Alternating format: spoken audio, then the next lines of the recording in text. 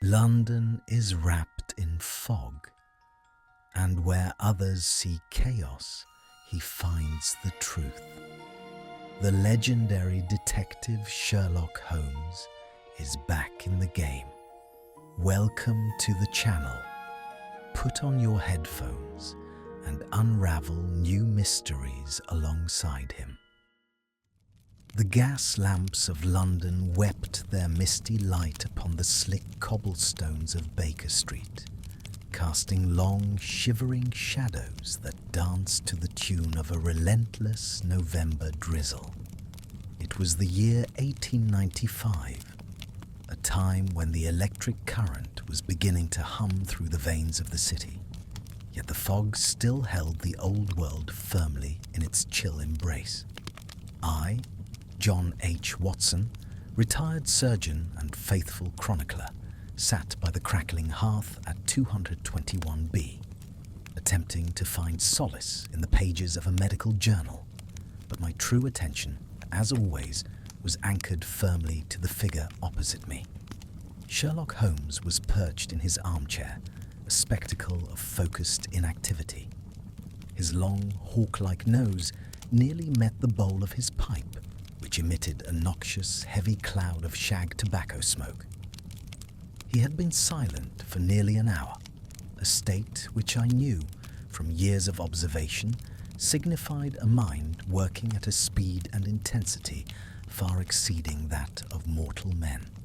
He was contemplating, perhaps, the latest philosophical conundrum published in the Westminster Gazette, or merely the precise chemical composition of a new coal tar derivative.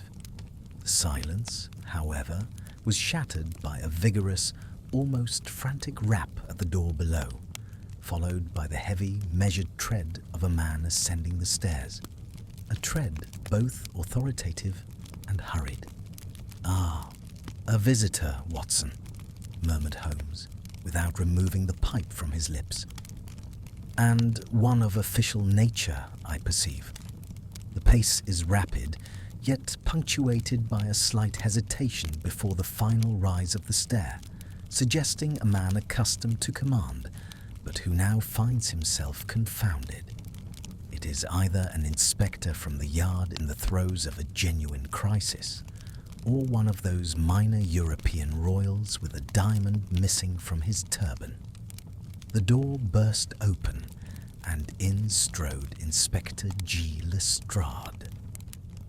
The little man's usually cheerful, if perpetually harried face was a mask of sheer bewilderment, his waterproof coat gleaming wetly under the gaslight. He slammed his broad-brimmed hat onto the hall table with uncharacteristic force. "Holmes, thank heavens I find you in," Lestrade began, his voice a low, urgent rasp. "We have a case. No, not a case. A puzzle that defies all logic, even for the Yard." Holmes removed his pipe and offered a slight, almost invisible bow of the head, his eyes glinting with instant interest. "My dear Lestrade, your very arrival suggests that the laws of Newtonian mechanics have been suspended. Sit down, dry yourself, and tell us which specific facet of common sense has taken flight this time."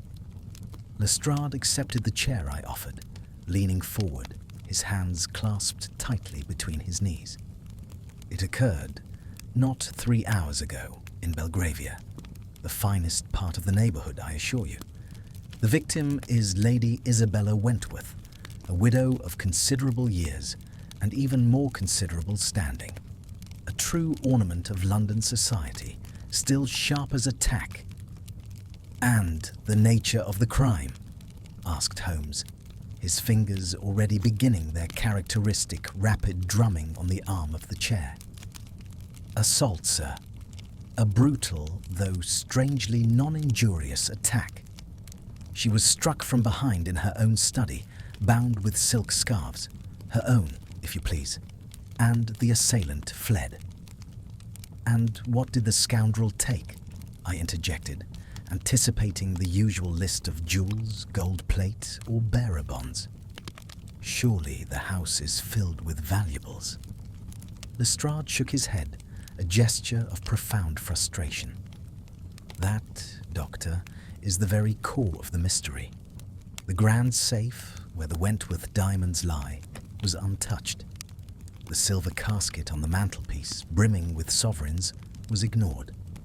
The thief, Holmes, took only one thing: a small, leather-bound diary. Holmes's drumming ceased. He leaned forward, his whole frame suddenly alert, like a hound scenting game. A diary, Lestrade. Was it a current, active record? One that might contain embarrassing disclosures or financial secrets? No, sir. That's the devil of it. Lady Isabella assures us that it was her juvenile diary, kept between the ages of 17 and 19. 40 years old nearly, full of the silly scribblings of a young girl, musings on balls, puppy love, and poetry. Absolutely worthless, she insists. Lestrade lowered his voice. But the lady, though physically unharmed, is in a state of terror. She claims the attacker, before leaving, leant close and whispered two things. First, that he was collecting lost memories, and second, that he smelled intensely of old dried lavender and the strange metallic tang of an archivist's preparation. Holmes rose, stretching his tall frame, a satisfied smile playing across his thin lips. He had found his game. The scent of the archivist, Watson. A wonderful detail. This is no common thief seeking lucre. He is a specialized villain, driven by a bizarre, unique obsession. He does not desire gold. He desires history. Tell me, Lestrade, did your men find any trace, any footprint, smudge, or cigar ash that speaks of this unique individual? Only one thing, Holmes. An impression on the sill of the study window, which was forced. It is faint, but clear. The imprint of a boot with a highly unusual, almost pointed toe, and a distinct diamond-shaped repair patch on the heel. Excellent, Holmes declared, already snatching his deerstalker hat and Inverness cape from the stand. The point of a collector and the diamond of a repair. We have our starting point, Watson. Pack your bag, my dear fellow. The chase is on, and the quarry smells of ancient secrets and preserved papers. We must call on Lady Isabella at once. The damp, swirling fog of London seemed determined to follow us, wrapping itself around the hansom cab as we sped towards Belgravia. The air inside the carriage was thick with the scent of wet wool and the heavy pipe smoke Holmes had brought with him. As the vehicle rattled over the cobblestones, I opened my notebook, preparing to document the emerging facets of this singular crime. An extraordinary affair, Holmes, I remarked, struggling to reconcile the brutality of the attack with the apparent triviality of the stolen article. A professional thief would never risk capture for a girl's 40-year-old diary. It smacks of personal vengeance, perhaps, or a deeply ingrained eccentricity. Holmes leaned back, his long fingers steepled before him, his face an unreadable mask in the cab's dim light. Eccentricity, certainly, Watson. But vengeance? That presupposes a direct knowledge of the victim and the secrets within her journal. The nature of the assault, the binding with her own silk. It suggests a certain delicacy, an avoidance of unnecessary injury. A professional would use rope. A vengeful man might use a knife. This individual used silk. He took the memory rather than destroying the source of the memory. He is a collector, Doctor, a man obsessed with the completeness of a narrative, who views these personal documents as missing links in some grand chain. But what possible chain could connect Lady Isabella Wentworth's youthful thoughts to a man who smells of an archive? That, Watson, is the very question that gives this case its distinctive bouquet. The scent is crucial. An archivist's preparation, a preservative likely containing naphtha or some derivative of cedar, used to repel insects and arrest decay in brittle paper. This is not the casual, musty odor of an antique bookshop. It is the specific, laboratory-like aroma of conservation. Our man spends his time among the most fragile of documents, those deemed worthy of professional preservation. The cab drew up before a magnificent yet somber town mansion. The gaslight illuminated the imposing facade, and a uniformed constable stood guard at the entrance. We were immediately ushered into a dimly lit, richly appointed drawing room where Lady Isabella Wentworth awaited us. She was a woman whose 70 years sat lightly upon her, possessing a noble carriage and eyes that, though currently shadowed by shock, still held the spark of intelligence. "Mr. Holmes, I am deeply obliged to you for coming," she said, her voice trembling slightly as she extended a delicate, aristocratic hand. "I confess, the police are baffled. They speak only of insurance claims and missing silver, neither of which applies here." "Lady Isabella," Holmes replied gently, seating himself opposite her and fixing her with his penetrating gaze. "We are interested only in the truth. Pray, tell us of the occurrence again, in your own words, and dwell upon the smallest details, however insignificant they may seem to you." She recounted the events clearly. She had been sitting in her study, cataloguing old correspondence, when the attack occurred. She heard nothing, felt a sudden, sharp pressure behind her, and then the suffocating silk. "Did you see his face?" asked Holmes. "No. He was masked, a simple black cloth over the lower half of his face, the upper parts hidden by a wide-brimmed, soft felt hat. He was tall, I think, but it was his hands that struck me. They were gloved, fine leather, quite clean, and handled me with a peculiar reverence when he bound me, almost regretful. And the whispers. Ah, the whispers." Her composure cracked slightly. "He was turning the pages of that wretched old diary while I lay there. He breathed heavily, almost panting, then whispered, 'The gaps. The narrative must be complete. I must have the missing link.' Then, before he left by the window, he said, 'Thank you for the memory, Lady Isabella. It will be preserved.'" Holmes nodded slowly. "And the diary itself. You maintained it was worthless. Can you recall any incident recorded in it? Perhaps something embarrassing or potentially damaging, even after 4 decades? Lady Isabella hesitated, a faint flush creeping up her neck.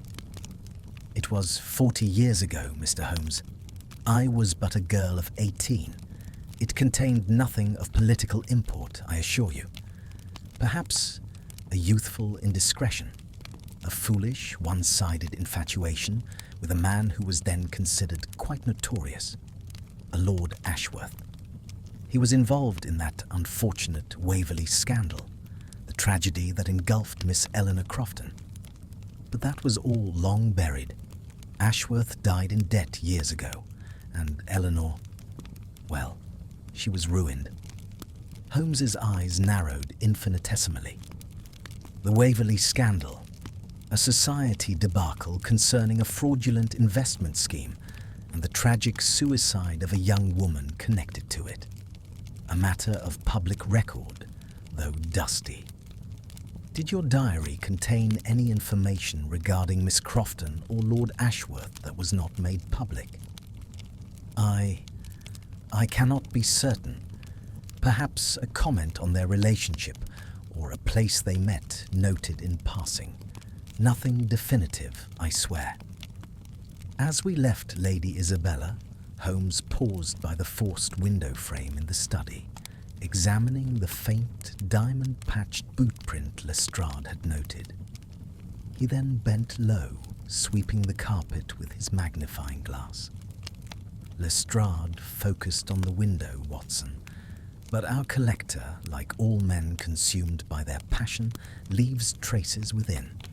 Look here. He pointed to a minute dusting of fine, almost iridescent powder scattered near the desk. A mineral dust, Doctor. It smells faintly of sulfur, but is distinctly mixed with microscopic flakes of gold leaf. This is not London dust. This is the detritus of a serious collector's workshop, where rare, illuminated manuscripts are routinely restored and handled. Furthermore, Holmes straightened up, his face grim. Lady Isabella's silence regarding Lord Ashworth and Miss Crofton was not entirely truthful. The collector did not simply take a memory, Watson. He took one specific fragment of a 40-year-old public scandal. Our villain is not merely a collector of memories. He is a man attempting to rewrite history, and he is willing to use violence to obtain the primary source material. The game, I realized, had taken a far more serious turn than either Lestrade or I had initially imagined. The stake was not money, but the very nature of truth itself. The following morning found Holmes and myself engrossed in the dusty archives of the British Museum reading room. The air was thick with the scent of aged paper and scholastic endeavour, an environment that seemed to invigorate Holmes as no tonic could. He had immediately dismissed the immediate pursuit of the man with the diamond-patched boot, opting instead to understand the motive that lay beneath the man's archival fragrance. We must comprehend the canvas before we focus on the brushstroke, Watson, Holmes remarked, pulling down a brittle volume of society news from the early 1850s. Our collector's obsession is the Waverley scandal. It is the nexus around which Lady Isabella's diary revolved, and therefore it is the key to his next move. The scandal, as Holmes quickly unearthed, was a textbook Victorian tragedy. Lord Ashworth, a captivating but notoriously bankrupt speculator, had persuaded numerous socialites to invest heavily in a fictitious South American railway scheme. When the fraud collapsed, one young woman, Miss Eleanor Crofton, a bright, promising debutante with a small inheritance, was financially ruined and tragically took her own life. The general consensus of the press at the time was clear. Miss Crofton's despair was caused solely by the public shame and the loss of her fortune. "Observe, Watson," Holmes said, tapping a brittle article with his long index finger. The public record is conclusive, yet our collector risks penal servitude for a few pages of a girl's teenage journal. Why? Because the official narrative, in his view, is incomplete, or perhaps deliberately misleading. Lady Isabella's diary, however trivial, might hold the emotional or factual nuance that the press omitted. We spent the better part of the morning tracing the peripheral figures of the tragedy. Holmes focused particularly on the names mentioned in connection with both Ashworth and Miss Crofton, people who were involved in the scandal's periphery and might possess similar small private records of the time. Look here, Watson. Ashworth's investment syndicate included 3 minor figures: a retired military officer, Colonel Alistair Finch, who lost his pension, a well-known political columnist, Sir Giles Pemberton, who lost his reputation, and a retired classics professor, Dr. Julian Vance, who lost his lifetime savings. And you suspect that our collector might be seeking their private papers next? I asked. Precisely. If his goal is to compile the true, comprehensive account of the Waverley tragedy, perhaps to exonerate a forgotten victim or condemn an overlooked culprit, he will need the fragments held by these men. Our man is systematized, Watson. The selection of Lady Isabella was not random. It was the first logical step. He will strike again, and soon, following the thread of the Waverley web. We left the museum, and Holmes dispatched a message to Lestrade detailing his hypothesis, urging the inspector to place discreet surveillance on the residences of Colonel Finch and Sir Giles Pemberton. Dr. Julian Vance, Holmes noted, was the most likely target for the next move, given his solitary academic life. Before the afternoon had waned, Lestrade's telegram arrived, delivered by a breathless young runner. Second attack confirmed. Dr. Julian Vance, South Kensington. Vance found unconscious. Taken. School prize book from 1852. No money taken. Absolutely confounded. Meet me at Vance's house immediately. Lestrade. Holmes's thin lips curled into a smile of grim satisfaction. The prize book, Watson. Not a diary nor a letter, but an object of formal public record, yet intensely personal. What could a prize book contain that is of such vital importance to the Waverley scandal? We immediately took a cab to South Kensington. Dr. Vance's house, a narrow terrace dwelling crammed with dusty tomes, reeked strongly of carbolic acid, the residue of medical attention. Lestrade met us at the door, his face mottled with annoyance and confusion. Another phantom thief, Holmes. The same method. A blow to the head, silk binding, and the theft of utter rubbish. The prize book was for excellence in classical translation. Why the devil would anyone steal that? Did the assailant leave a trace, Lestrade? Holmes asked, cutting straight to the core. Yes. On the carpet near the desk where Vance was struck, we found this. Lestrade handed Holmes a small, flat object, wrapped carefully in tissue paper. Holmes unwrapped it with the care of an archaeologist handling a relic. It was a small, desiccated pressed flower, a pale, yellowish pansy, brittle with age, clearly taken from between the pages of a book. A viola tricolour, murmured Holmes, examining it under his pocket lens. But look closer, Doctor.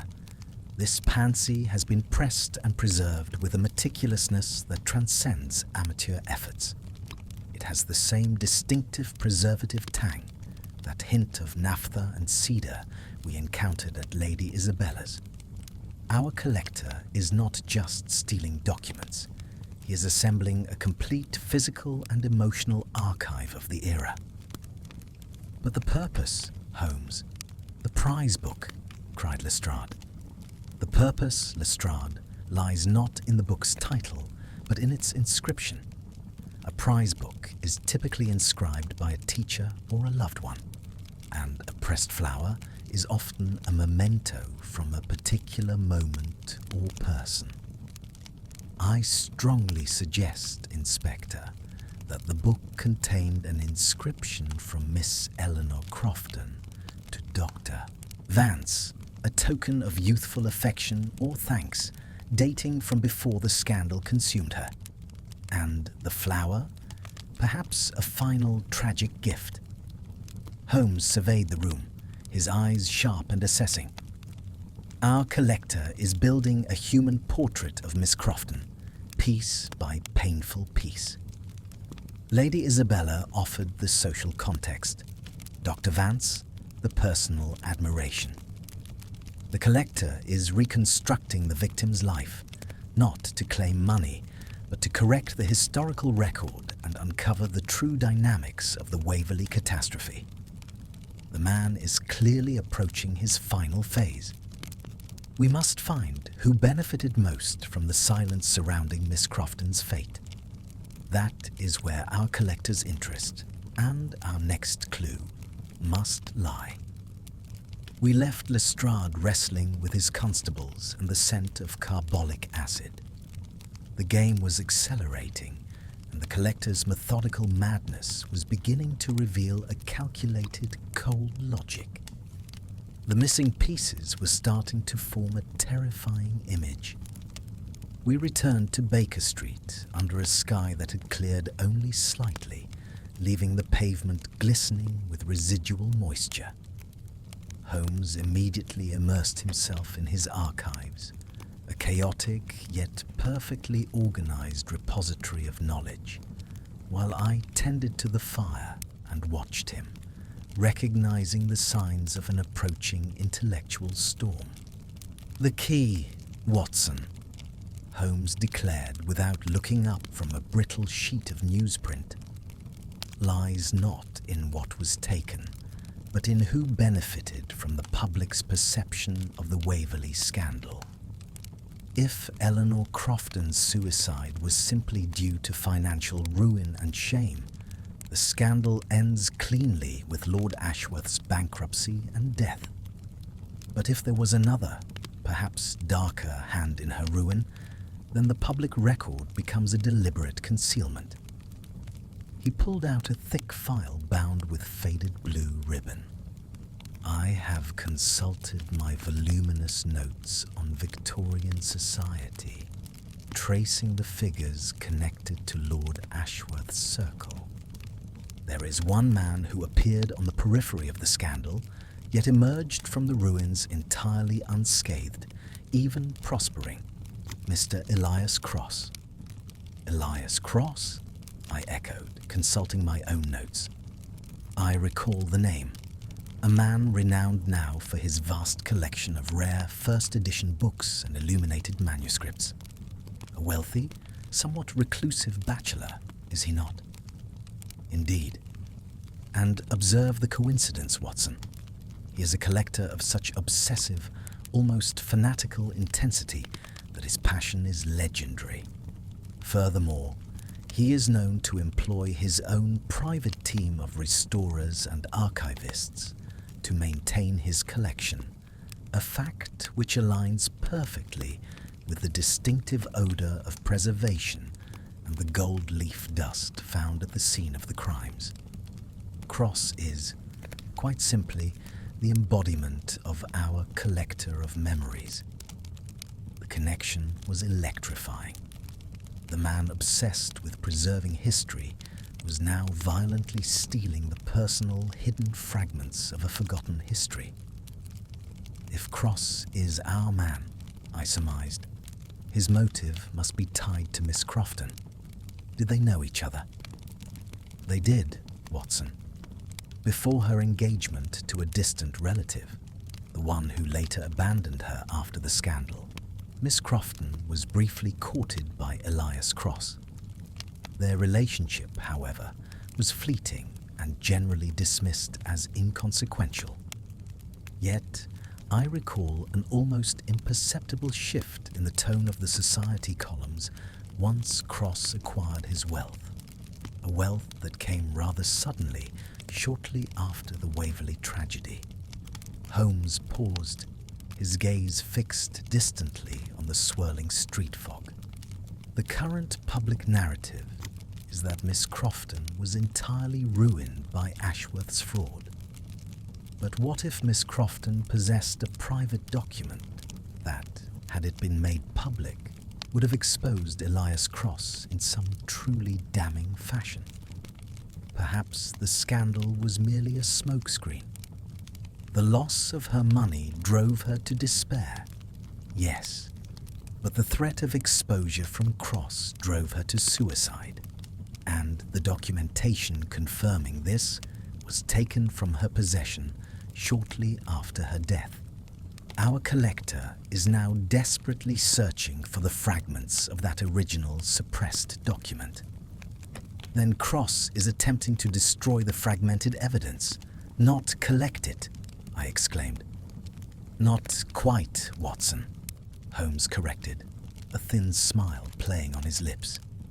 He is collecting it to control it. A truly complete archive is one where the inconvenient truths are housed and thus perpetually silenced in the same vault as the celebrated ones. Cross desires the totality of the truth about the Waverley scandal, solely so that no one else may ever reveal it. A new urgency seized Holmes. He instructed me to procure a map of London and mark the residences of Lady Isabella, Dr. Vance, and, most importantly, Elias Cross. Our next move is not to arrest Cross. We have only deduction, not proof, but to understand his methodology. He must have a repository for these stolen relics, a clandestine annex to his public museum. A man obsessed with archival preservation will not simply hide a 40-year-old diary under his mattress. We determined that Cross's celebrated manor house in Hampstead, a colossal structure notorious for its fortified library, was the most likely storage location. However, a direct entry would be impossible. We need the physical evidence, Watson, Holmes mused. The diamond-patched boot print, the unique blend of gold dust and preservative. We need to find the workshop where these memories are being cared for. Just then, a messenger arrived with a sealed envelope bearing the crest of a prestigious London banking house. It was a note from Sir Giles Pemberton, the third man associated with the Waverley tragedy. The note was brief and written in a shaky, almost panicked hand. Mr. Holmes, I received a chilling communication this morning regarding a missing manuscript. The author seems to know of my involvement with the late Lord Ashworth. I fear for the safety of my old ledger containing my private financial transactions from 1853. It holds certain figures that, if misunderstood, could be highly compromising. Please, I implore you to come immediately. I believe I am next. Holmes threw the note onto the table, his eyes blazing with excitement. Pemberton's ledger. Financial transactions are the skeleton key, Watson. They reveal the true recipients of money, the hidden alliances, and the depth of the deception. Cross is accelerating his efforts, sensing our presence. He is now moving from personal objects, the diary and the prize book, to the hard evidence of finance.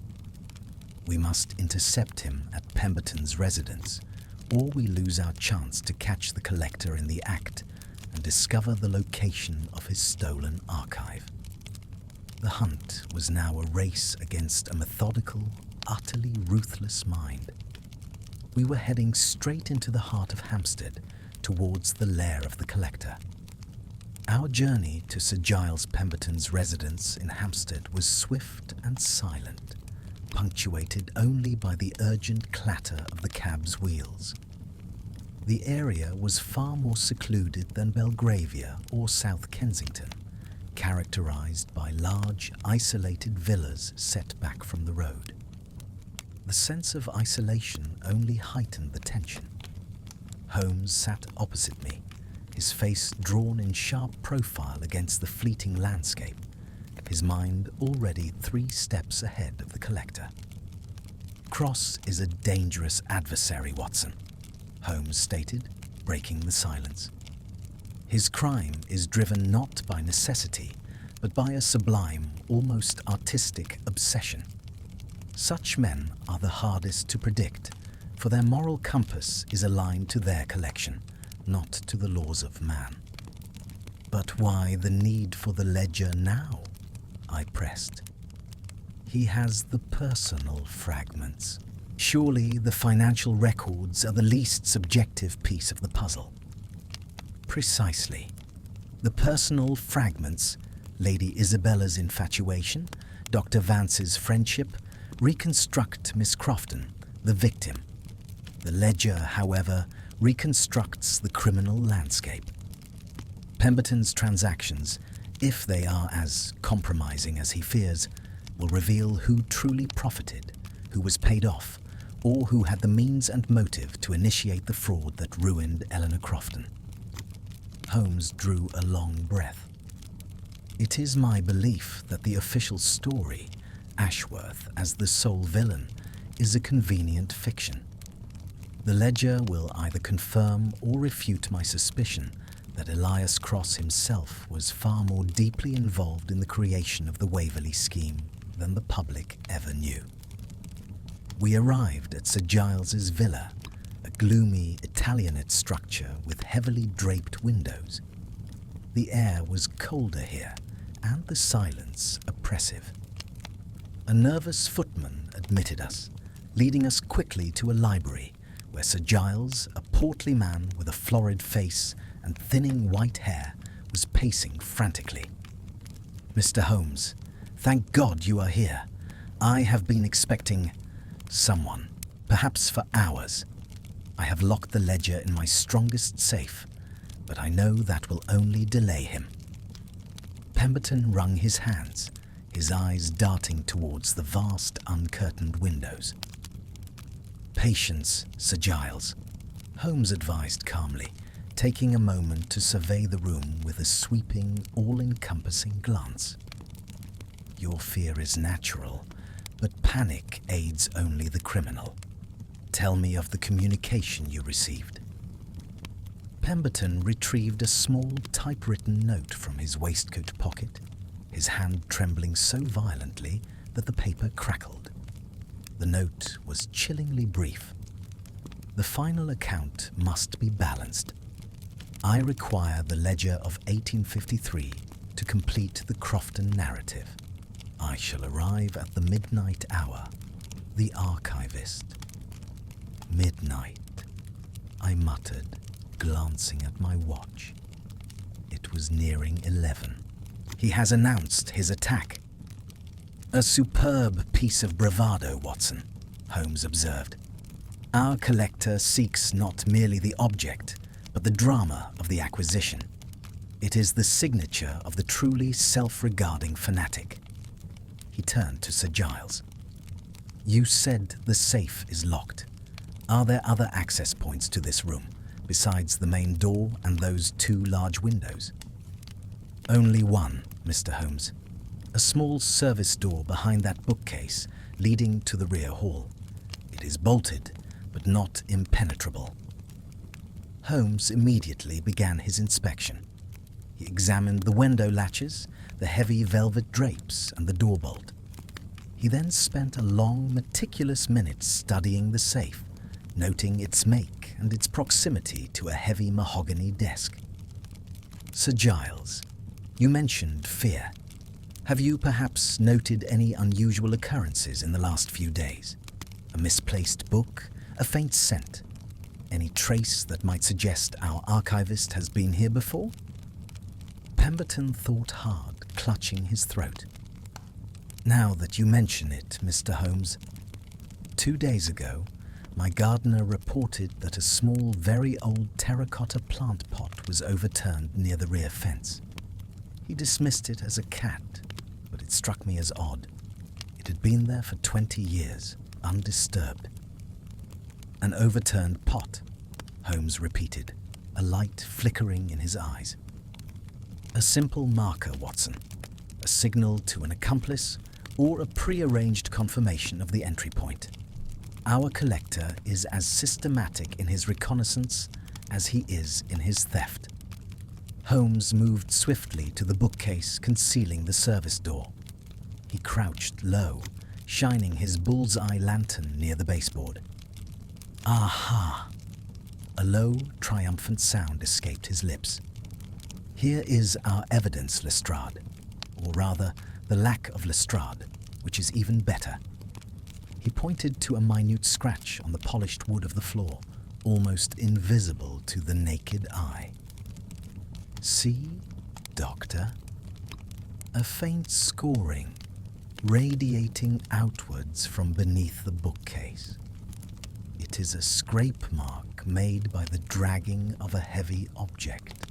The bookcase was moved, not now, but earlier. And here, beneath the baseboard, is the unmistakable residue of fine, pulverized brick dust, intermingled with the gold leaf we found at Dr. Vance's, the dust of the collector's habitat. "Then he has already been here. Before tonight," I exclaimed. "Undoubtedly. He didn't merely announce his attack, he was confirming his pre-arranged access. He has established a hidden entry point, perhaps through the wall or the floor behind that bookcase, and now intends to use the dramatic announcement to make us believe he is relying on brute force, thereby distracting us from the true point of entry." Holmes glanced at the safe, his expression unreadable. "Sir Giles, the ledger is not safe where it is. If the collector has prepared a hidden route, he has also prepared a method to deal with your safe. He needs to believe his plan is working." In a moment of characteristic theatricality, Holmes took a blank ledger identical to the genuine one, which Pemberton reluctantly provided, and placed it inside the safe. He then took the actual financial ledger, wrapped it in thick brown paper, and secreted it within the large, unused brass helmet of a Victorian suit of armour standing near the fireplace. "If the collector attempts to enter here, Watson, you and I will conceal ourselves on the upper floor, overlooking this room from the balcony. We will allow him to take the false ledger, and then, only then, will we descend and secure the criminal. But should he enter via the hidden route, our strategy must be different." As the clock began its slow, heavy toll towards midnight, the tension became almost unbearable. We retreated to the shadows of the upper gallery, two silent sentinels observing the stage. The light was dim, the shadows deep, and the only sound was the distant, muffled beat of London's heart. Holmes placed a hand on my arm, a gesture of rare significance. "Be prepared, Watson. The man who collects memory will fight viciously to preserve his secret." The silence settled, a suffocating blanket. The clock struck the final resonant note of midnight. We waited. Suddenly, not from the window or the main door, but from the far corner of the room, near the concealed service door, there was a faint, rasping sound. The quiet, practiced scrape of metal against stone. The collector had arrived. The sound was almost imperceptible, a soft, granular noise, as though sand were being poured through a funnel, followed by the muffled click of a highly specialized tool engaging a bolt. It confirmed Holmes's deduction. The collector was using a concealed passage, rendering the heavily guarded windows and doors mere distractions. We watched from the vantage point of the gallery, two shadows observing a drama unfold below. The air in the library, already cool, seemed to drop several degrees as a small section of the bookcase, where the shelves met the floor, slid silently inwards. Through the aperture, a tall, cloaked figure emerged, moving with a fluid, almost spectral grace. He was indeed a towering man, swathed in dark wool that seemed to absorb the meager light.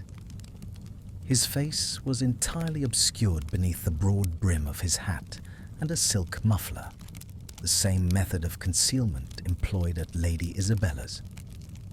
He carried no obvious weapon, only a small, highly polished metal tool case, which which he set down quietly by the safe. The faintest scent, unmistakable and chillingly familiar, wafted up to us. The dry, antique tang of old paper preservative. The collector, for there was no doubt of his identity, immediately ignored the windows and the service door. He walked directly to the large iron safe, his movements precise and economic, suggesting a man working against a silent internal clock. "Observe, Watson," Holmes whispered, his voice a mere breath against my ear. "No panic, no undue haste. He is familiar with this room, perhaps with this very safe. A man who has planned every detail." The collector opened his tool case. From it, he drew a small silver instrument that looked like a dentist's pick and a tiny flexible tube. He was a lockpicker of the highest order. He did not attempt to drill or blast the safe. Instead, he worked the mechanism with astonishing delicacy, his ear pressed close to the cold steel. The silence in the room was absolute, save for the rhythmic, almost mechanical ticking of the lock tumblers falling into place. In less than 5 minutes, a faint clunk signaled his success. The heavy safe door swung open, revealing the blank ledger Holmes had substituted. The collector paused. He picked up the false book, weighing it in his gloved hands. For a fleeting moment, he seemed to hesitate, his posture suggesting a profound, unsettling disappointment. He ran his hand over the cover, perhaps registering that the paper did not have the 40-year-old texture of the genuine item. Then, with an abrupt movement that suggested sudden, violent frustration, he hurled the false ledger back into his safe. He knew he had been tricked. "Now, Watson," breathed Holmes, "the moment of truth. He will abandon the systematic approach and search for the real article." The collector, now working on pure instinct, began a swift, ruthless search of the library. He upturned piles of documents, swept aside books, and examined the desk drawers. He was methodical, yet fueled by desperation. However, his eyes kept returning to the safe and the desk, the places where a valuable object should be kept. He was still constrained by his own expectation of conventional concealment. He moved towards the fireplace, and my heart hammered in my chest. He was approaching the suit of armor. Just as the collector's hand reached out towards the helmet, Holmes launched himself from the gallery. He dropped lightly onto the turkey rug below, his tall figure instantly commanding the space. "Good evening, Mr. Cross," Holmes said, his voice ringing with clear, cold authority. "Or should I say, the collector of memories. I regret to inform you that the final piece of your narrative is not quite where you expected to find it." The collector spun around, his hand instinctively plunging inside his cloak. Holmes did not flinch. "Do not compound a serious felony with a desperate one, Mr. Cross. The police are positioned outside, awaiting my signal. You are trapped." The man hesitated, his head tilted slightly, an unnerving stillness emanating from him. He slowly withdrew his hand from his cloak. It was empty. "Holmes," the man's voice, though muffled by the silk, was deep and cultured, carrying a peculiar resonant boom. "You are presumptuous. You have interrupted a private research expedition, nothing more. I was merely confirming the provenance of a misplaced manuscript. Your research expedition, Mr. Cross, has left a trail of terror and assault across London," Holmes countered, advancing slowly. "The gold dust from your restoration workshop, the unique scent of your preservatives, the diamond patch on your boot, all point undeniably to the obsessive collector, Elias Cross, who seeks to silence the dark history surrounding Miss Eleanor Crofton and the Waverley scandal. At the mention of Eleanor Crofton's name, the figure stiffened visibly. The silence that followed was heavy with unspoken accusation. "You have the ledger, Holmes?" the collector asked, his voice low and dangerous. "It is secured, and with it, I believe, the final proof that you, Mr. Cross, were not merely a peripheral victim of Lord Ashworth, but the true architect of the fraud, who used the scandal to remove an inconvenient fiancé, silence a young woman, and secure a fortune. You are not collecting history, sir. You are burying the evidence of your own monstrous crime." The figure let out a sound that was half sigh, half groan, a sound of profound, exhausted resignation. He made no move towards the concealed weapon, accepting his fate. "Very well, Holmes," the collector conceded, his voice losing its forced composure. "Your deductions are, as always, mercilessly accurate. I have been gathering the truth, but it was not to bury it. It was to finally exonerate the one person who truly suffered." He reached up, grasping the brim of his hat, and slowly, dramatically removed it, followed by the silk muffler. The man who stood revealed was indeed Elias Cross, the renowned collector. But his face was aged, lined with chronic worry, and his eyes held a strange manic intensity. "The ledger of 1853 will tell you the truth, Holmes. But before you call the constables, I demand that you examine it. Read the final entry, and then tell me if I am the monster you imagine." Holmes, ever the seeker of absolute truth, hesitated, his vigilance momentarily replaced by professional curiosity. "Very well, Mr. Cross. Let us consult the evidence." He walked to the suit of armor and retrieved the heavy ledger. He placed it upon the desk, snapped open the clasp, and began to read the final faded entry, illuminated by the beam of his lantern. As Holmes read, his face, typically impassive, began to register a subtle shift. First surprise, then dawning comprehension, and finally profound shock. "My God," Holmes whispered, looking up from the page, not at Cross, but at the shadows in the room. "Watson, this changes everything. The collector is indeed Cross, but his motive is utterly different. He is not burying evidence of his crime. He is attempting to establish the identity of the true culprit in the Crofton tragedy. And that culprit, I fear, is far closer to the victim than any of us imagined. The complexity of the case, I realized with a shudder, had just deepened beyond all initial reckoning.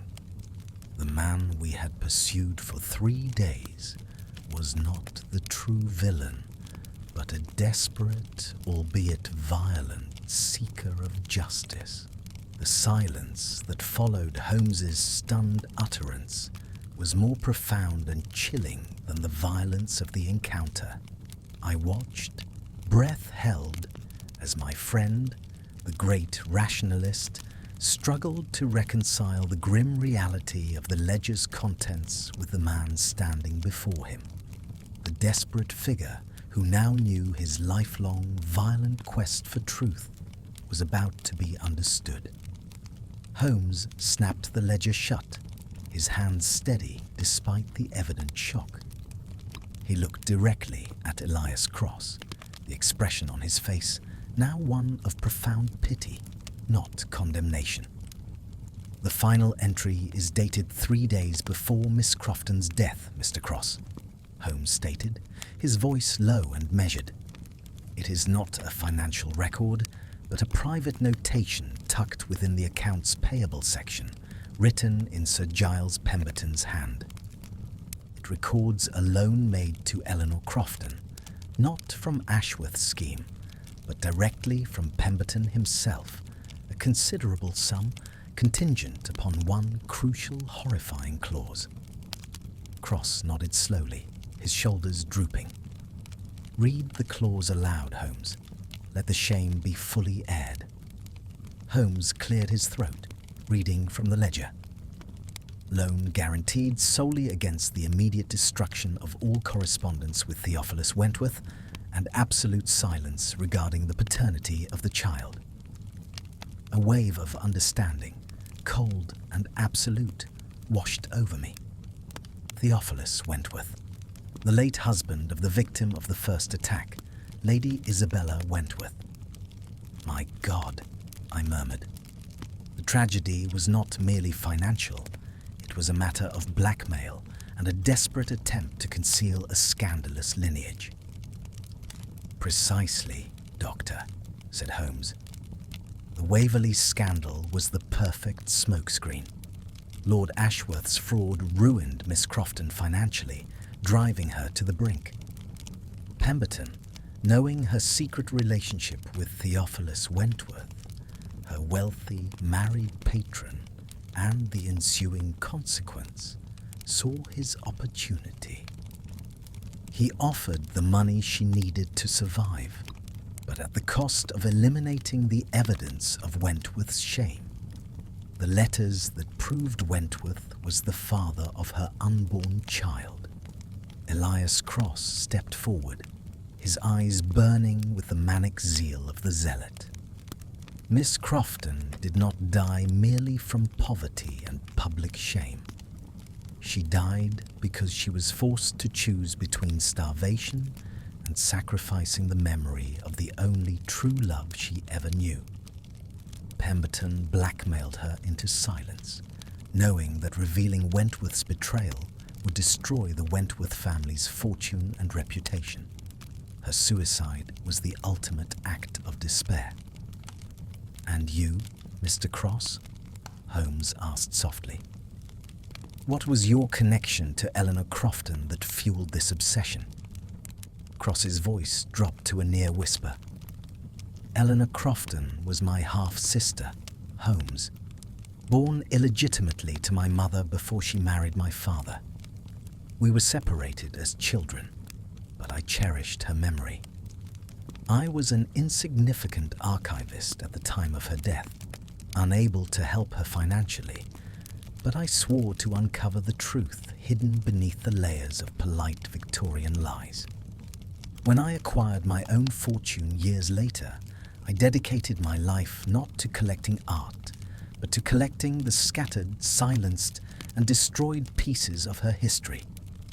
Every item I took was a fragment of the narrative Pemberton had sought to eradicate.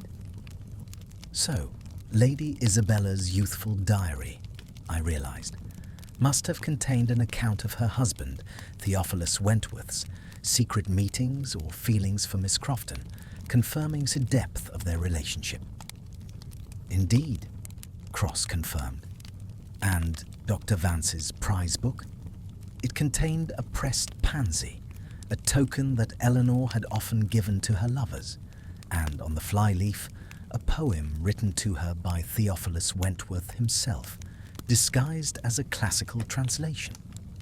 Each piece confirms the tragic affair, proving that Pemberton's financial ledger entry was pure blackmail, forcing her to silence the evidence of her relationship.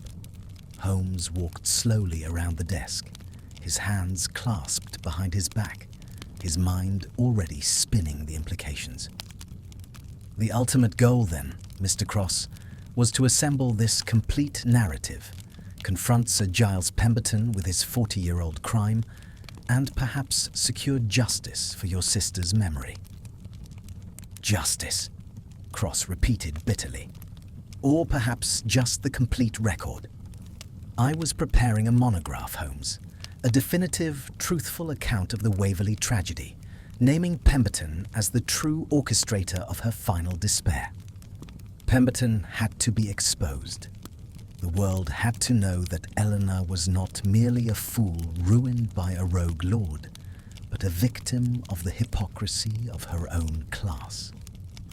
Holmes looked back at the small, defeated figure of Elias Cross, recognizing the consuming fire of an all-encompassing, though misguided sense of honor.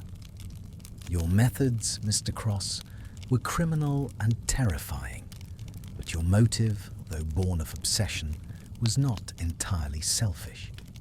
However, you have merely established Pemberton's motive for blackmail, not the identity of the true villain. The blackmail itself, while morally reprehensible, does not automatically make him your sister's murderer. But the truth, Holmes, Cross insisted. The truth is in the totality of the memories. Holmes shook his head slowly. You have achieved the totality, Mr. Cross. The diary, the prize book, the ledger. The narrative is complete, and it is precisely this completeness that reveals the final, horrifying irony. Holmes's eyes suddenly fixed on the shadows near the service door, a small, knowing smile returning to his lips. I suggest, Mr. Cross, that the collector of memories has indeed found the true story, but he was merely a pawn in a far more cynical and current scheme. You were lured here tonight not to complete your collection, but to complete someone else's alibi. The sound of a door crashing open in the adjacent hall immediately confirmed Holmes's suspicions. The moment of revelation had come. The true hunter, I realized, was not Elias Cross. The crashing sound of the door and the immediate heavy footsteps in the hall confirmed that Lestrade and his men had acted upon a signal they believed to be from Holmes, a signal that had been, in reality, a deliberate distraction. The inspector, followed by 2 constables, burst into the library, their eyes instantly fixing on the cloaked figure of Elias Cross, standing over the open safe. Aha! Caught him red-handed, Holmes, bellowed Lestrade, drawing his truncheon. Elias Cross, you are under arrest for assault and robbery. Resistance is useless. Before Lestrade could close the distance, Holmes stepped swiftly between the inspector and the archivist. Hold, Lestrade, Holmes commanded, his voice sharp and compelling. You are pursuing the shadow, Inspector, while the true substance of the crime is slipping away. Mr. Cross is guilty of theft and trespass. Yes, but he is not the central villain in this drama. He has been merely the unwitting catalyst for a far more complex and current scheme. Lestrade stopped, his face a picture of confusion and indignation. Unwitting catalyst? He confessed, Holmes. I saw him standing over the safe. He confessed to chasing a 40-year-old ghost, Lestrade, but not to the modern felony. The real crime tonight was the attempt to frame Elias Cross, using his well-known obsession as the perfect cover, Holmes asserted, turning his penetrating gaze towards the service door through which Cross had entered. But the person who truly benefited from the scandal's silence is now outside this room, having just confirmed that the evidence of Pemberton's guilt is exposed. Holmes walked quickly to the discarded ledger on the desk, pointing to the incriminating entry detailing the blackmail. The ledger of 1853 established 2 key facts. First, that Sir Giles Pemberton blackmailed Eleanor Crofton into silence over the parentage of her child, forcing her to destroy her correspondence with Theophilus Wentworth. Second, that Lady Isabella's late husband, Theophilus Wentworth, was the true father of Miss Crofton's child. I saw the light of comprehension flicker in Lestrade's eyes. But Wentworth is dead, Holmes, and Pemberton is here, the victim of a break-in. Ah, but consider, Lestrade, the motive of the actual criminal, Holmes pressed on. Who stood to lose everything if that evidence of Wentworth's illegitimate child, a child who would have been an heir, were ever to surface? Not the blackmailer, Pemberton, who is merely avaricious, but the current heir to the vast Wentworth fortune and title, Mr. Humphrey Chalmers, Lady Isabella's devoted yet financially strained cousin. Lestrade gaped. Chalmers?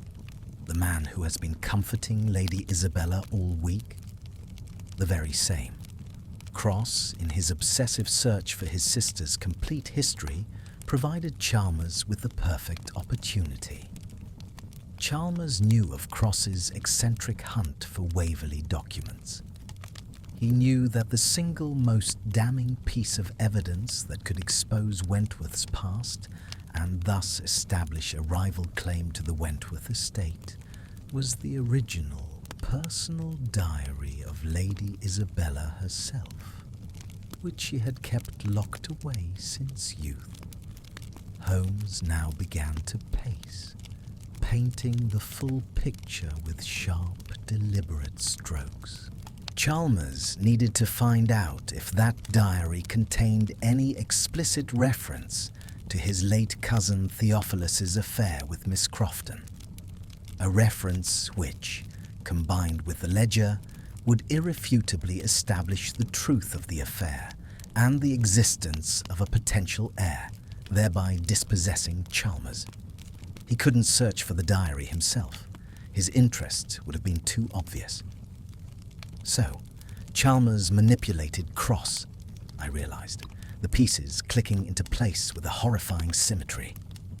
Precisely.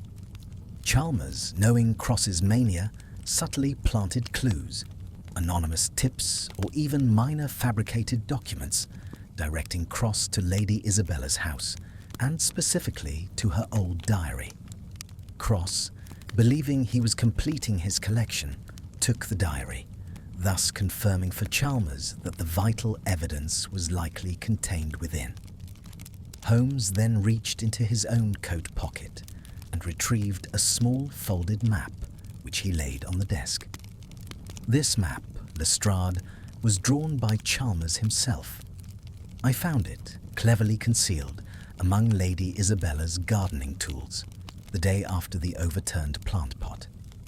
It outlines the interior of the Wentworth estate, but with one area marked in bold red ink, a dusty, disused section of the pantry. "And what is in the pantry, Holmes?" Lestrade asked, leaning closer, all doubt gone from his face. The diary, which Cross was manipulated into retrieving, contained a cryptic marginal notation, a reference to grandfather's forgotten promise and the pantry location. Chalmers, using Cross's attack as a diversion, retrieved the diary and immediately sought out the promise. Holmes turned, his gaze sweeping the room again.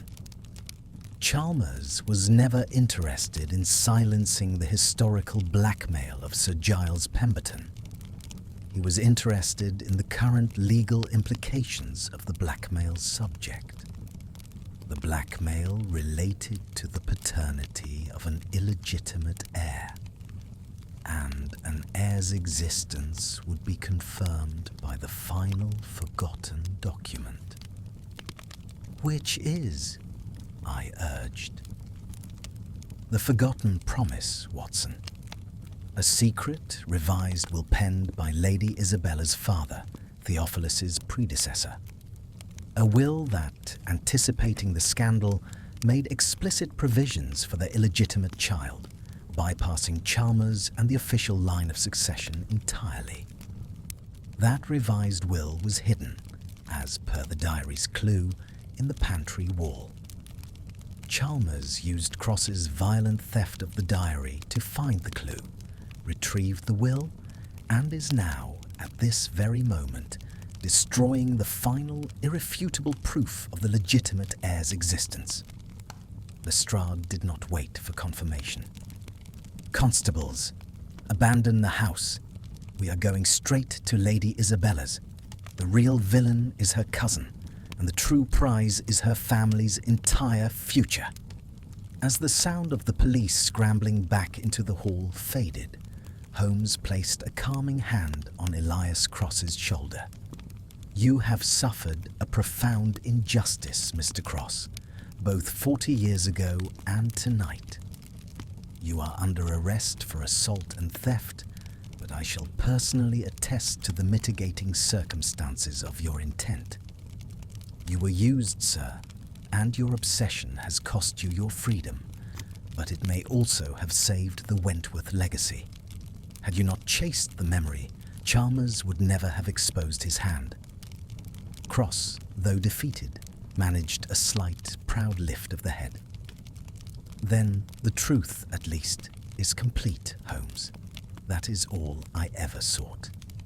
The pursuit was now reversed. We left the defeated collector in the charge of a lone, bewildered constable and raced back towards Belgravia, chasing the final desperate act of the true thief of futures. The breakneck rush back to Belgravia was a jarring contrast to the subtle intellectual maneuverings that had dominated the case until now. The hansom cab swayed violently, threatening to overturn as the driver, spurred by Holmes's urgent promise of an extravagant fare, pushed the weary horse to its absolute limit. "Chalmers is no common thief, Watson," Holmes explained, steadying himself against the cab's rattling window. "He is a coward, driven by the cold calculation of inheritance. His plan was flawless. Use the known obsession of Elias Cross to retrieve the vital clue, Lady Isabella's diary, and then allow Cross to be caught with the secondary evidence, Pemberton's ledger. Cross would be silenced, the historical narrative confirmed as tragedy, and Chalmers would be free to act upon the diary's cryptic clue, securing the true prize." "The revised will," I murmured, checking the loading of my revolver. "If he finds and destroys that will, the Wentworth fortune passes directly to him, and the memory of Miss Crofton is buried forever under the weight of his legitimacy." "Precisely. We must arrive before Chalmers can achieve that final, irreversible act of destruction." The diary mentioned a grandfather's forgotten promise, hidden in the pantry wall. A hidden compartment, undoubtedly. Chalmers will be relying on the commotion at Pemberton's house to give him a clear, undisturbed window of time. When we arrived at the Wentworth residence, the atmosphere was one of eerie silence, far more unnerving than the chaos we had just left. The uniformed constable who had been left guarding the main entrance was nowhere to be seen. Holmes swore under his breath, a rare sign of distress. "He has taken precautions, Watson. A simple bribe, or perhaps a more subtle form of incapacitation. Chalmers is acting with the speed and desperation of a man who sees his entire future hanging by a thread." We moved silently through the deserted marble foyer towards the service area of the house. The oppressive silence was broken only by a faint, muffled scraping sound coming from the rear of the house. "The pantry," Holmes whispered, drawing the small folding toolkit he always carried. "Come, Doctor, and keep your weapon ready. We are dealing with a cornered rat." The pantry was a long, narrow room, smelling faintly of spices and stored provisions. In the center of the far wall, illuminated by a single, powerful electric lantern, stood Mr. Humphrey Chalmers. He was a man of middle height, impeccably dressed, but his face was slick with sweat, and his movements were jerky and panicked. He had levered away a small section of paneling near the floor, revealing a dark recess. Next to him, Lying discarded on the dusty floor was Lady Isabella's small leather-bound diary, its cover scratched and worn. In his hand, Chalmers held a thick, yellowed roll of parchment, the revised will. He was frantically trying to light a silver-plated lighter, his hands shaking too violently to catch the flame. "Chalmers!" Holmes's voice, sharp as a rifle shot, filled the small space. Chalmers spun around, dropping the lighter. He immediately abandoned any pretense of propriety. His face contorted with rage, and he snatched a heavy, ornate silver pestle from a nearby counter, brandishing it like a club. "Holmes, you meddling fool! You should have been content with your dusty collector," Chalmers hissed, his voice high and unstable. "This is mine, all of it. The title, the wealth, the Wentworth name. That dead fool's brat will never inherit a penny. Your claims are based on a foundation of 40 years of lies and 2 modern assaults, Chalmers," Holmes stated, stepping into the room, shielding me slightly. "Drop the weapon. The game is over. We have the ledger confirming Pemberton's blackmail, and now we have the diary and the will. You cannot destroy the truth by destroying the paper." Chalmers lunged, not towards us, but towards the fireplace in the corner of the pantry, intending to thrust the will into the cold ashes. The speed of his desperation was frightening. Holmes reacted instantly, not with a weapon, but with a precise, calculated action that utilized the environment. He grabbed a sack of dried lentils from a high shelf and hurled it with surprising force. The sack struck Chalmers in the back of the head, disorienting him just as he reached the mantelpiece. The pestle clattered to the floor, and Chalmers stumbled, falling heavily. The precious will flew from his grasp, landing harmlessly near a stack of canned goods. I rushed forward, securing the will and retrieving the pestle.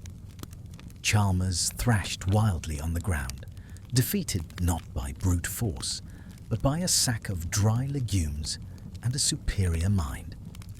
"You have ruined me," he screamed, tears of frustration and despair mixing with the sweat on his face. "That bastard child's descendants will claim everything. You don't understand the weight of this legacy, Holmes." "I understand that true legacy, Chalmers, is built on honor, not on the destruction of evidence and the suffering of the innocent," Holmes retorted, examining the parchment roll with care.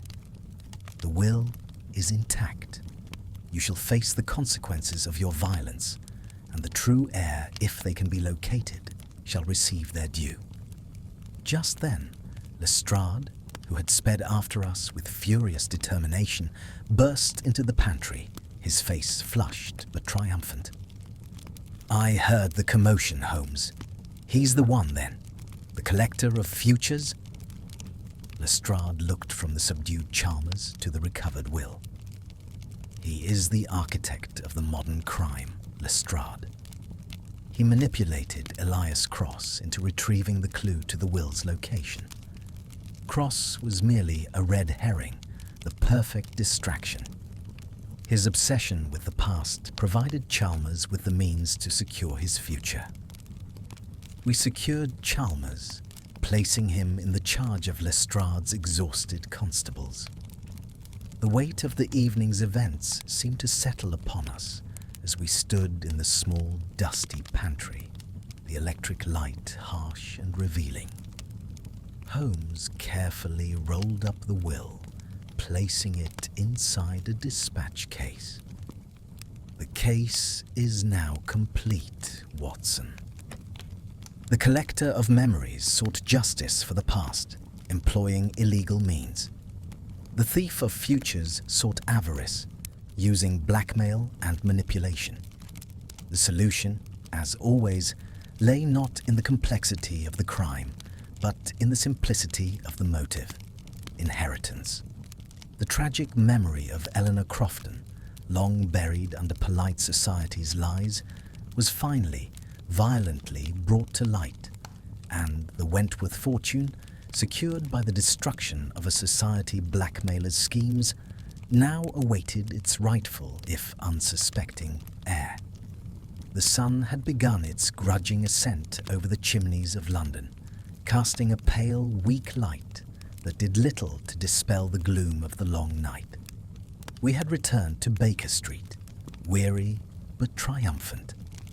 The case of the collector of memories and the thief of futures had been solved. The threads of the 40-year-old Waverley scandal finally disentangled from the modern crime of avarice.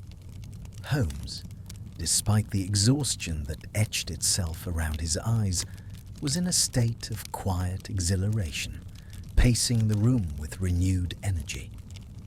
He placed the recovered will, Lady Isabella's diary, and Sir Giles Pemberton's ledger upon the mantelpiece, treating them as the trophies of intellectual combat that they were. "An exemplary case, Watson," Holmes pronounced, tapping the documents with his long forefinger.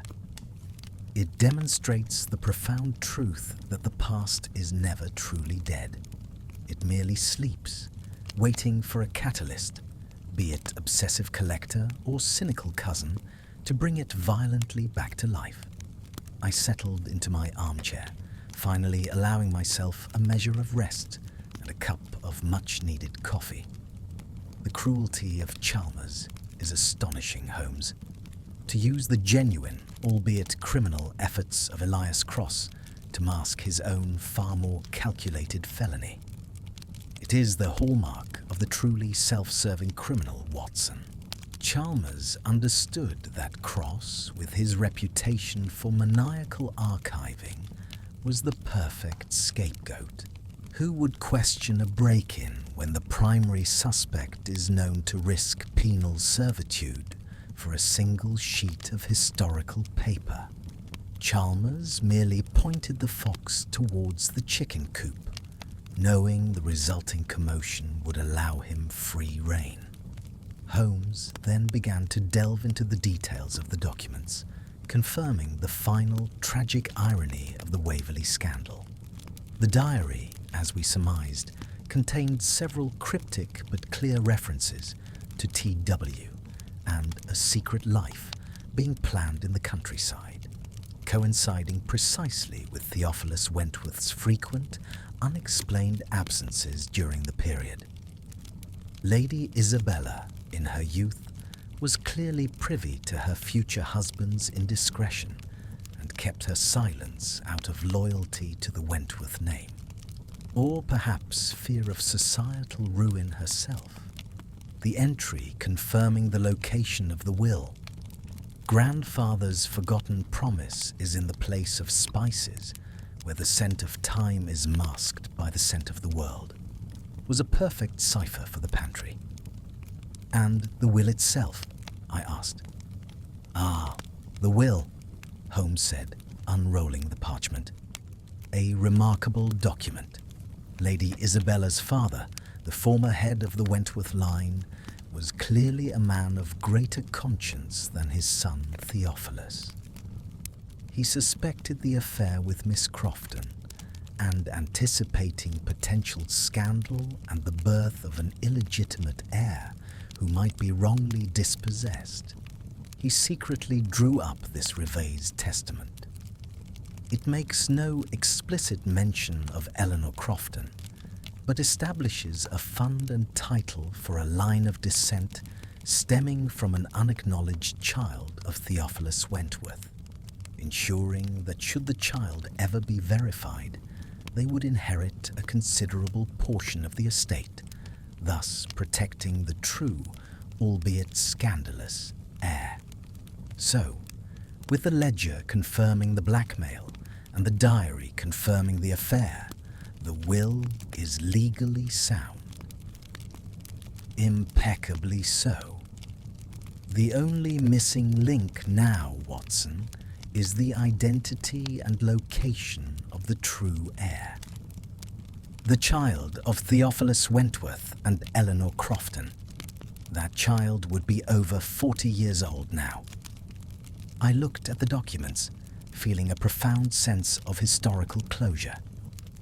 Elias Cross, for all his violence, achieved his goal of justice, even if the method was flawed. He forced the truth into open. He did, and his fate, I believe, will be mitigated. I shall speak to the magistrate myself.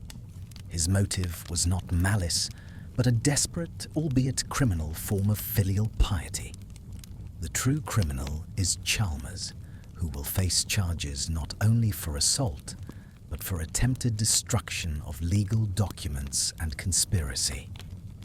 We were interrupted by a polite yet insistent knock on the door, followed by the entrance of a nervous, middle-aged gentleman. He introduced himself as Mr. Thomas Finch, a solicitor representing the estate of Colonel Alistair Finch, the final peripheral figure in the Waverley scandal mentioned by Holmes. "Forgive the intrusion, Mr. Holmes," Mr. Finch began, fidgeting with his bowler hat. "But following the terrible news in the papers concerning Sir Giles Pemberton and the arrest of the archivist, Mr. Cross, I felt compelled to contact you regarding a rather unusual item found among the late Colonel Finch's effects." "An item pertaining to the Waverley scandal, I presume?" Holmes inquired, his eyes narrowing. "Indeed, sir. Colonel Finch, as you may know, was ruined by Ashworth's fraud. He never married, was always poor, but until his death last year, he cherished one small personal possession, a baby's christening shawl, heavily embroidered, along with a note asking the bearer to care for the infant of a dear departed friend."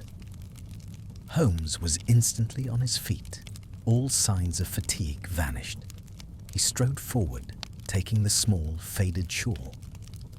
"A shawl, Mr. Finch. And the note?" "The note, sir, was simply signed E.C., presumably Eleanor Crofton, and gave the shawl to the Colonel, along with the name of the orphanage where the infant girl was placed and the precise date of birth, June 14th, 1854. The final piece of the puzzle, the one that linked the blackmailed mother to the rightful heir, had arrived, delivered by the last faithful friend of the tragic Miss Crofton. "June 14th, 1854, Holmes repeated, his voice barely above a whisper. "The date is crucial. It falls exactly 9 months after Theophilus Wentworth's noted period of absence from London, which the diary confirms. And the Colonel, ruined and embittered, still kept the sacred charge of his friend's final request.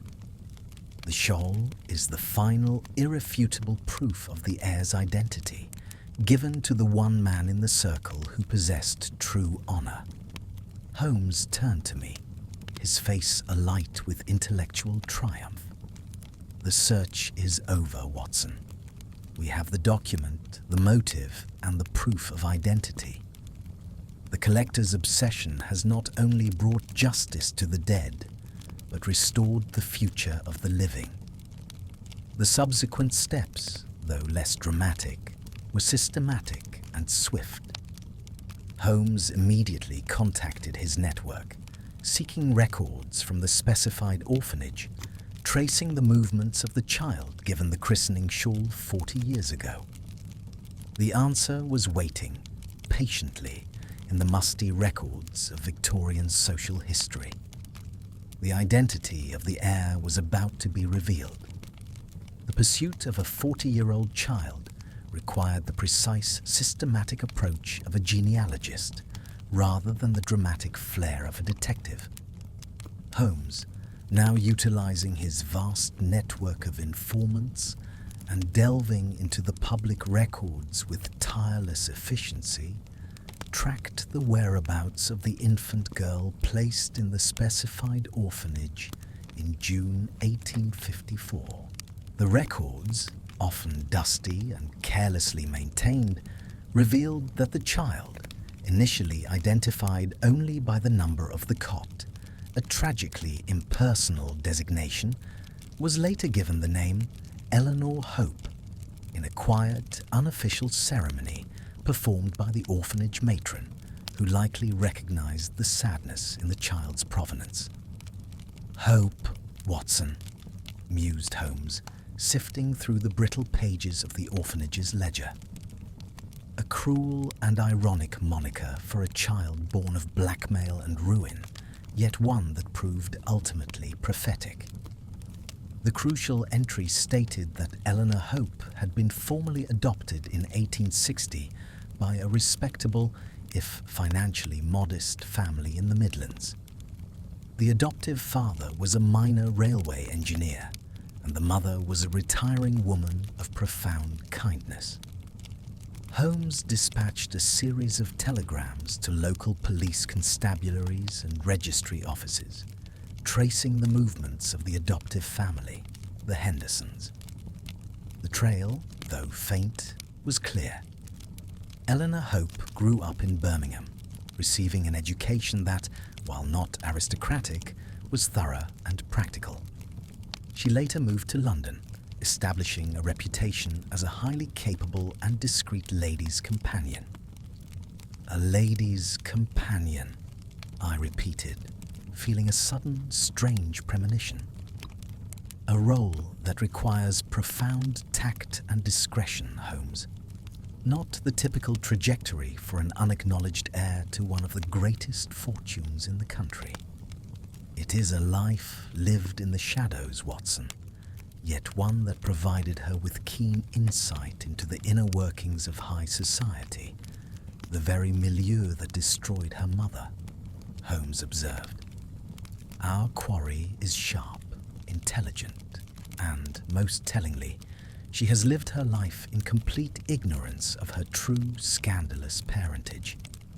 Had she known, the Wentworth estate would have faced litigation years ago. Holmes leaned back, his eyes half closed. Now, we approach the climax, Doctor. Where is Eleanor Hope today? She is in London, and her profession places her close to wealth and power. I need only one link, one address, to bridge the past tragedy to the present reality. The answer arrived just after noon, brought by a sputtering, mud-splattered messenger boy. The latest registry search confirmed that a Miss Eleanor Henderson, age 41, was currently employed. The address sent a shockwave through the room, its implication immediate and devastating. Lady Isabella Wentworth's residence. "Holmes," I exclaimed, my voice barely above a whisper. "Eleanor Hope, the true heir, has been living in the very house of her natural father's wife. For how long? For the past 3 years, Watson, since the death of Theophilus Wentworth. Eleanor Henderson was hired by Lady Isabella, who needed a steady, capable companion to manage her increasingly complex social calendar and assist with her extensive personal correspondence. The layers of tragic irony were almost too much to bear. The true heir, living quietly under the very roof of the family, who indirectly had caused her mother's death, serving the woman whose husband was her own father. Lady Isabella, of course, had no idea of Miss Henderson's true identity, I surmised. Her husband's scandalous past was safely buried, but Miss Henderson now occupies a terrifying position. Indeed, Holmes confirmed, drawing his cape about his shoulders. Lady Isabella's diary, retrieved by Cross, contained the clue to the will. Miss Henderson, who managed the correspondence and catalogued the papers, undoubtedly knew the diary's significance, but lacked the confirmation of the ledger. She was close, but blind to the full truth of her parentage. But the truth must be delivered with the utmost sensitivity, Holmes. Lady Isabella has suffered enough this week. We cannot simply announce that her trusted companion is the rightful claimant to the estate, and her late husband was a cad. We shall not announce it, Watson. We shall demonstrate it. We have the documents. Now we need the scene for the final curtain call. We return to Belgravia, now accompanied by the sombre presence of Mr. Finch, the solicitor who held the christening shawl. Lady Isabella Wentworth, though frail from her recent ordeal, met us in her drawing room. She was composed, but her eyes held a deeper, almost resigned sadness. Miss Eleanor Henderson stood beside her, a woman of quiet, reserved beauty, her eyes intelligent and watchful. "Mr. Holmes," Lady Isabella greeted us, her voice surprisingly steady. "Inspector Lestrade has informed me of my cousin Chalmers's terrible betrayal. I can scarcely comprehend such avarice. But the will, is it truly legitimate? And what of this terrible business concerning my late husband, Theophilus?" Holmes settled himself and began the slow, measured process of the final revelation, laying the 3 key documents, the ledger, the diary, and the will, upon the mahogany table. "Lady Isabella, the truth of 40 years ago is painful but necessary. Your late husband, Theophilus, had an affair with Miss Eleanor Crofton. This affair resulted in a child. When Miss Crofton was ruined by the Waverley scandal, she was blackmailed by Sir Giles Pemberton into silence to protect your family's honour. She took her own life after securing the child's safety, hiding the evidence that would have exposed your husband's betrayal. Lady Isabella absorbed the news with an astonishing dignity, clutching the arms of her chair, her face paling slightly.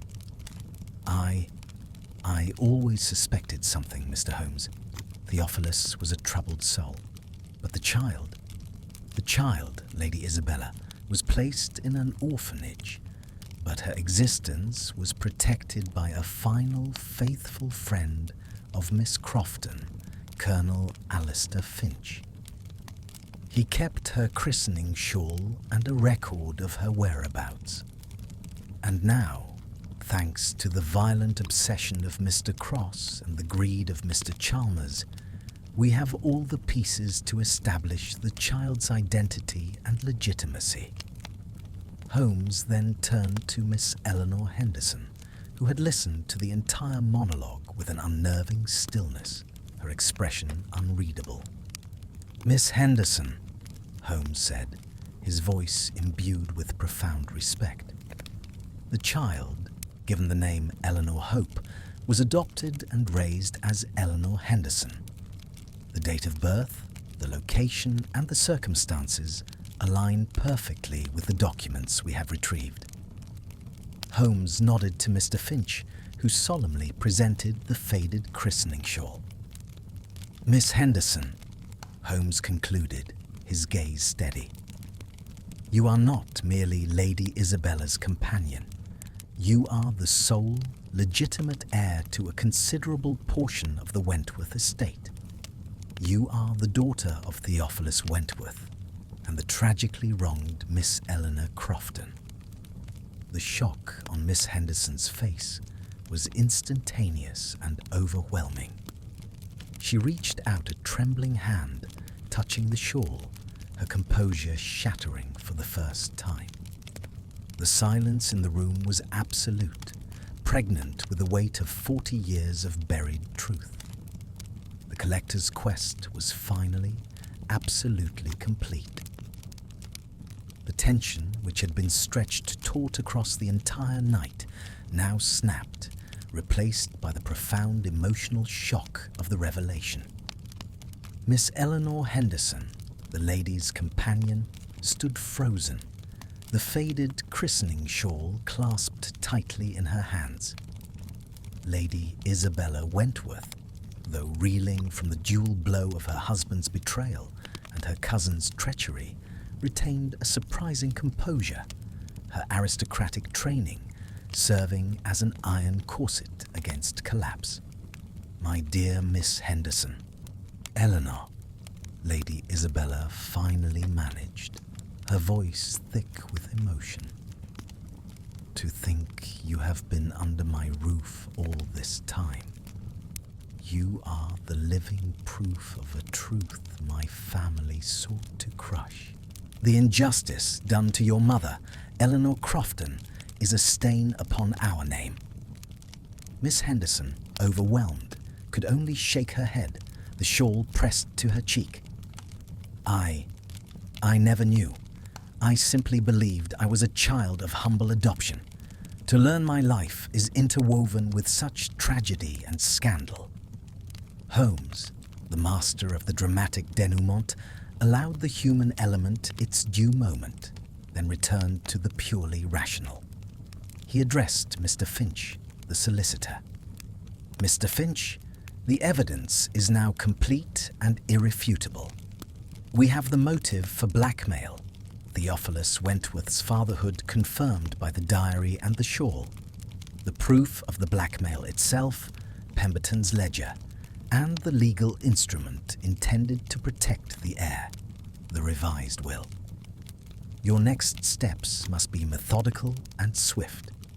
The Wentworth estate must be immediately secured and placed into the custody of the courts pending the confirmation of Miss Henderson's legal claim." "I understand, Mr. Holmes," Mr. Finch replied, carefully placing the will into his briefcase. "This will be the most sensational probate case in half a century. We must act before Chalmers's legal team can attempt to destroy the will's validity on spurious technical grounds." I watched Holmes, noting the subtle shift in his expression. The excitement of the chase was fading, replaced by a deep-seated philosophical contemplation, the kind that often followed the resolution of a case rooted in human hypocrisy.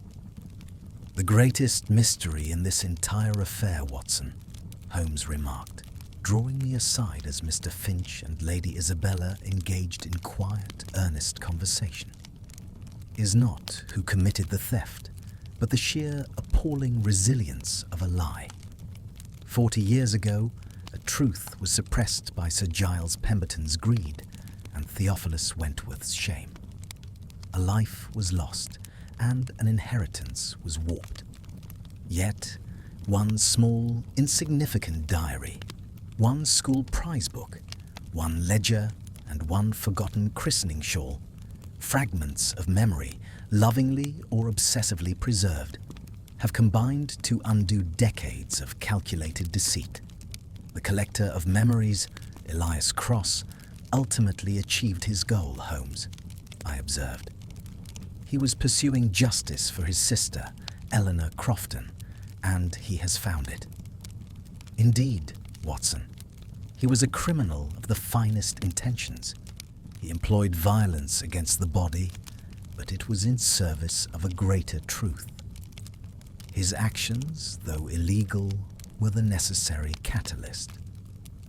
Had he not been so obsessed with creating the complete archive of Eleanor Crofton's life, Chalmers would never have exposed his hand by attempting to steal the diary, and the will would have remained buried forever." Holmes drew a final deep breath, shaking his head slightly. "This case, Doctor, serves as a moral cautionary tale. The desire for wealth, Chalmers's avarice, is often a far simpler and less complex motive than the need for historical vindication, which drove Cross. The avarice masked the obsession, and the obsession revealed the true legacy. The subsequent weeks were filled with the inevitable legal and social fallout. Chalmers's arrest and the details of his conspiracy made lurid headlines, eclipsing every other scandal of the season.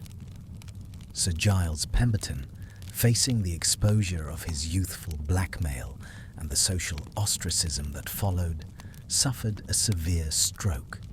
Elias Cross, due to Holmes's fervent, logical and detailed testimony concerning his misguided but honourable motive, received a mercifully short sentence with the promise of parole upon good conduct.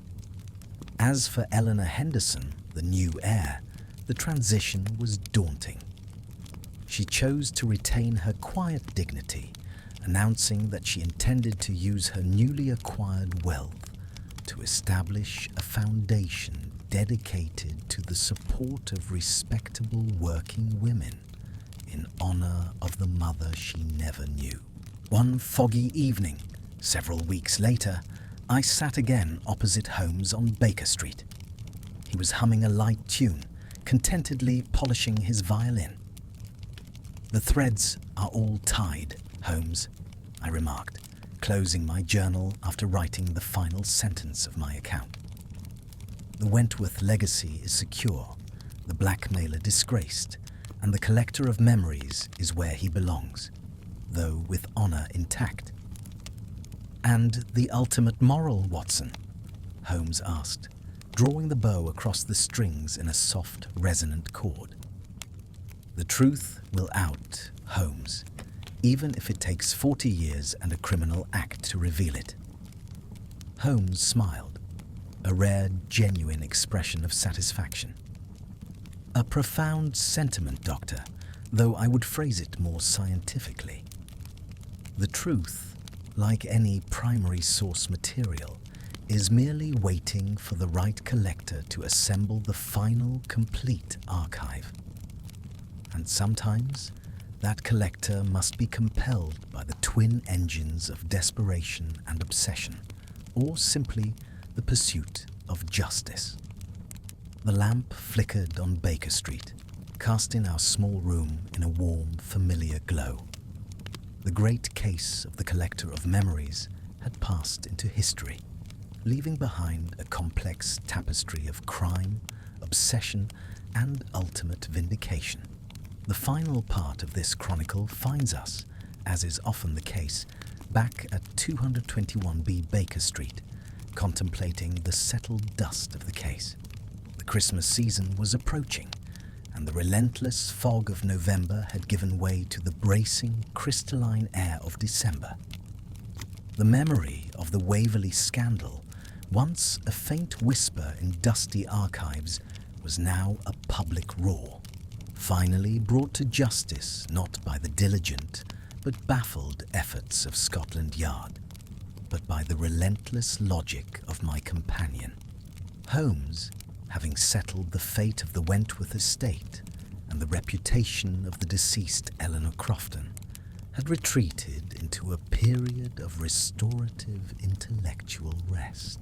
He sat by the fire, reading a monograph on the distillation of rare botanical essences, his mind a quiet reservoir after the storm. I took the opportunity to reflect upon the unusual nature of the entire affair, noting down the final observations in my account for posterity. "The most compelling aspect, Holmes," I mused aloud, "was the manner in which Elias Cross's criminal obsession was not a barrier to the truth, but the only viable means to its retrieval. Had a solicitor or a family member attempted to locate that diary, the effort would have been dismissed as grasping or sensational. But the eccentric, violent thief, seeking only a fragment of history, was viewed by Chalmers as the perfect camouflage." Holmes lowered his book, his eyes catching the light. "Indeed, Watson, Chalmers's plan was a masterpiece of misdirection. He calculated that the police would focus exclusively on the bizarre nature of the theft, never suspecting the higher legal value of the stolen object. He relied entirely on the public perception of Cross as a man interested solely in historical completeness, not financial gain. In short, he used the known madness of one man to conceal the calculated greed of another. "And what of Lady Isabella?" I inquired. She showed remarkable strength in the face of such devastating personal truth. To welcome the daughter of her husband's lover into the family, it speaks of profound character. "Lady Isabella Wentworth," Holmes replied with a touch of warmth rare for him, emerged as the true heroine of this sordid tale. Having lost her husband years ago and having had her cousin's treachery exposed, she was left to confront the shame of her lineage. Her decision to embrace Eleanor Henderson was an act of grace that finally purged the Wentworth name of its 40-year-old moral stain. She has chosen justice over social convention. The moral of the case, I determined, was not simply that crime does not pay, but that truth, however deeply buried, possesses an inherent magnetic force. Whether pulled to the surface by the obsessive need of a collector or the sharp lens of a detective's scrutiny, it ultimately refuses to remain silent. Holmes picked up his violin, his long fingers finding their position on the neck. "The memory, Watson, is a difficult commodity to destroy. It resides not just in documents, but in the ripple effects of human actions. The despair of Eleanor Crofton in 1853 created the obsession of Elias Cross in 1895, and that obsession, in turn, saved the future of an unsuspecting heir. A satisfying equation, Doctor, even if the variables were initially covered in gold dust and archival preservative." He raised the violin and began to play a slow, melancholy adagio. The music filled the room, a fitting epitaph for the tragic players in the collector's tale. The case was closed, the wicked punished, and the wronged vindicated. And in the heart of London, life, like the music, flowed on, carrying the weight of the past towards an uncertain but ultimately more truthful future.